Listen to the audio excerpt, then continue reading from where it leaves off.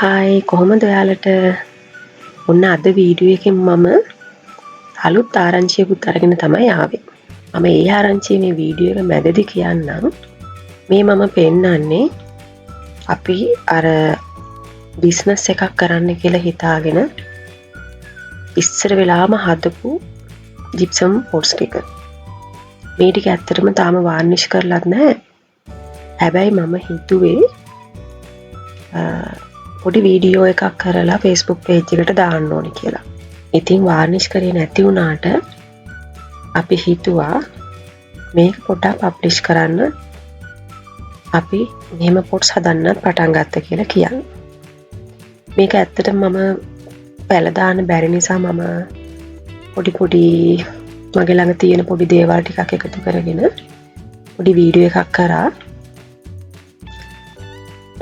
ඉතින් ওই වීඩියෝ කරපු විදිය තමයි මම මේ දාලා තියෙන්නේ.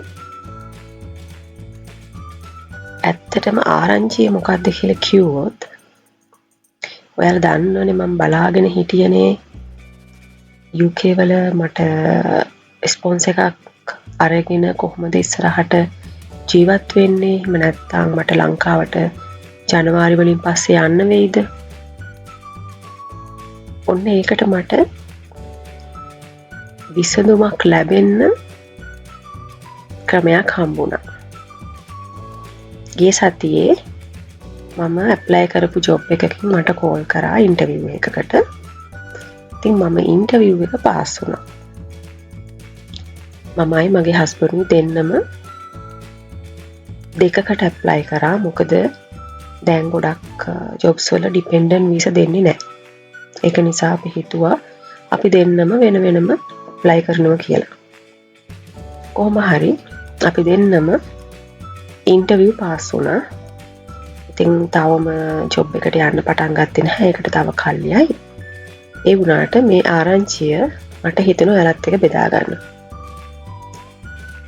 ඉතින් මට ඇත්තටම තවම වීඩියෝස් මොකුත් නැහැ ඔයාලත් එක්ක ෂෙයා කරගන්න. මේ පොඩි වීඩියෝ ක්ලිප්ස් ටිකක් ගත්තා අපි ෂෙයාර්ඩ් කිචන් එකේ. මේක ඉතින් ෂෙයාර්ඩ් කිචන් එක කිව්වට අපි වැඩි මේකේ උයන්නේ නැහැ. මගේ හස්බන්ඩ්ගේ පැල ටික තමයි ඔය අයිනේ තියලා තියෙන්නේ. ගොඩක් කලාවට ඉතින් පැල ටික අපේ රූම් එකේ තියන්න ඉඩ නැති නිසා අපි මෙතන ජනේලේ අයිනේ තියලා තියෙනවා. මොකද හොඳට ඉර එළිය වැටෙනවා මෙතෙන්ට හවසට.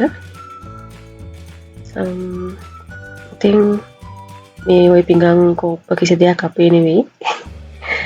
මොකද මේකේ රූම්ස් 5ක් තියෙනවා අපි ඉන්න තැන. ඒ ඉතුරු රූම්ස් 4ෙම කට්ටියගේ බඩු තමයි උතන තියෙන්නේ. ওই පැල ටික තමයි අපේ. ඉතින් කොහොම හරි මම ඉතින් හරිම සතුටින් මේ සතියේ හිටියා. හැබැයි ඉතින් එළියට යන්න උනේ නෑ වැඩිය. තව විස්තර ඉස්සරහට අරගෙන එන්නම්. ඇත්තටම සතුටින් ඉන්න නම් අපිට කොයිතරම් දේවල් තියෙනවද?